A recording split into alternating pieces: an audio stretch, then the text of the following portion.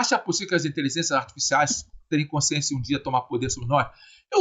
Ótimo! Estou esperando que esse momento aconteça. Primeiro, que as inteligências são tão artificiais quanto nós. Nós somos um produto de mutação, né, de sincronização genética. Vou falar um assunto aqui, vocês vão dizer, agora ele endodou de vez.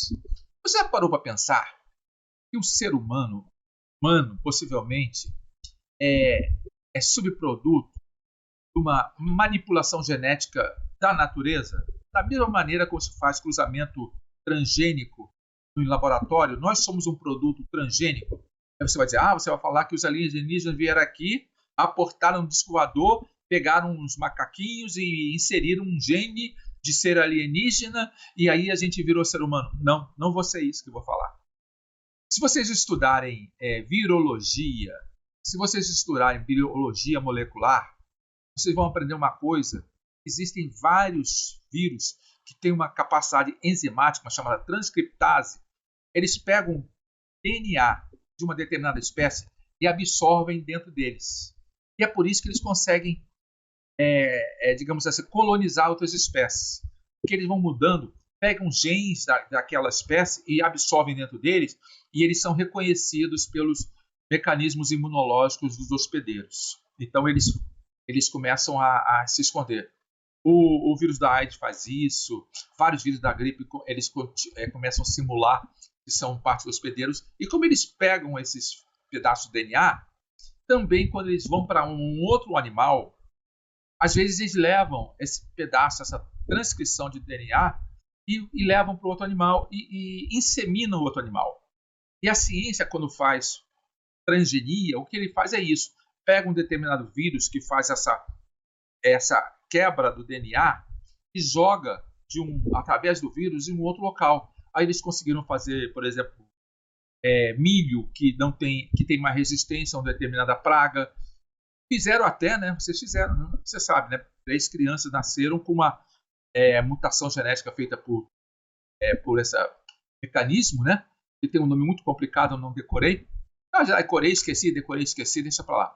O que significa que esses mecanismos fizeram? Eles usaram esse sistema eugênico para fazer que essas 3 crianças não tivessem um gene que as protegia do HIV. Porque os pais delas tinham HIV, as mães não. Aí elas fizeram no óvulo, no útero das mães, fizeram uma mutação genética no óvulo, depois inseminaram nas mães, para que essas crianças tivessem resistência ao HIV. Né? E até hoje, que eles disseram, funcionou muito bem. Elas cresceram, foi uma celeuma na área médica, porque foram as primeiras crianças que foram transgênicas. Então, deixa eu voltar atrás, eu tive que explicar isso. Na natureza, a gente já faz transgenia. Os vírus fazem isso. E muita da mutação que existe por aí é transgênica. Um vírus muda algum gene de um lugar para outro. Agora, tem alguns pesquisadores, não são a maior corrente. Então, o que eu estou dizendo, a ciência da genética, nem todos concordam com isso. Mas já que nós estamos numa live, a gente pode falar o que quiser. Eu vou falar e eu acredito que seja possível. Há milhões de anos atrás, os primatas, todos os primatas, como você pode ver, todos os primatas, a maioria dos primatas viviam em árvores. Alguns desceram e foram viver em planícies, como gorila e outros, que não sobem muito em árvores, porque são muito pesados e fortes. Mas a maioria dos primatas eram arborícolas. Todos os primatas arborícolas, eles têm braços, mãos e pernas iguais, com dedos separados opositores. Por que nós, seres humanos, somos os únicos que não temos esses dedos opositores? Nosso pé foi feito para correr, não foi feito para subir em árvore. Nós temos um pé cuja estrutura é que nem pé de animal corredor. E nós temos tendão de Aquiles. Nenhum outro primata tem tendão de Aquiles. Nossa estrutura óssea das pernas foi feita para correr. E isso nos deu uma vantagem biológica, uma vantagem social muito grande. Porque a gente podia correr atrás da presa, quando a gente estava vivendo nas savanas, né? Quando começou a reduzir o degelo, depois que acabou a era glacial, os humanos tinham a capacidade de correr atrás da presa na mata, na savana. E os outros primatas tinham que ficar lá em alta das árvores e cada vez competindo pela comida no alto das árvores, cada vez escasseando mais. medida que depois do degelo, o mundo ficou muito mais seco, mais savanas, mais capim embaixo, em vez de florestas. O que acontece? Com essa capacidade de a gente decorrer, a gente começou a andar em pé. E andar em pé deu uma grande vantagem para a gente. No calor das savanas, a gente recebia menos raios solares. Tudo isso eu estou explicando para dizer que temos uma biologia que nos ajudou a competir melhor e a gente vencer a competição com os outros primatas. E desenvolver a nossa inteligência, porque em pé a gente via mais a distância, começou a desenvolver mais os nossos olhos, desenvolver mais a nossa comunicação para caçar em grupo e etc. Tem vários e vários fatores. Desenvolveu a nossa linguagem, desenvolveu o nosso olhar, desenvolveu a nossa percepção de distância e a gente desenvolveu a civilização. Mas eu vou voltar agora aos vírus que fizeram a mudança. Por que o ser humano é um único animal que tem esse pé assim, de corredor? Com todos os outros primatas da qual a gente evoluiu, tem, na verdade, pé em forma de mão, de segurar. Todos têm, até o gorila que anda, ele tem o pé lá. Os animais, os outros primatas, eles não andam, de vez em quando eles não correm, eles pulam e vão engatinhando, mas eles não correm.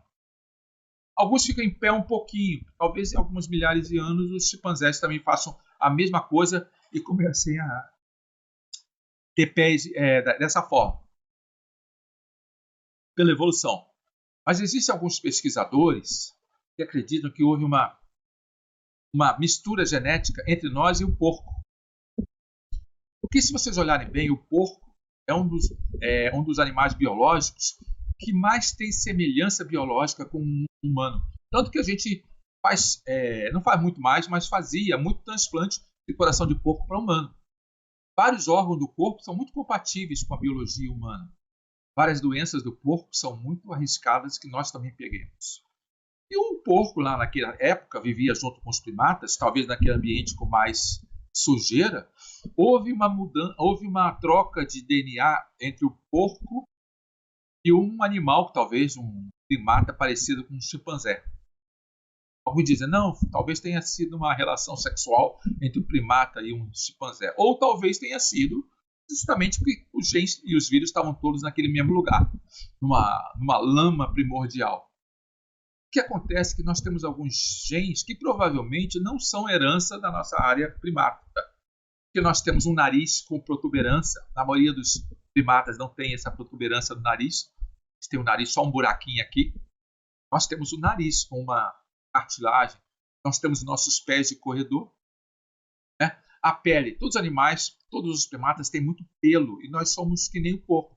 Temos uma pele lisa, carnosa, uma endoderme com muita gordura e pouco pelo.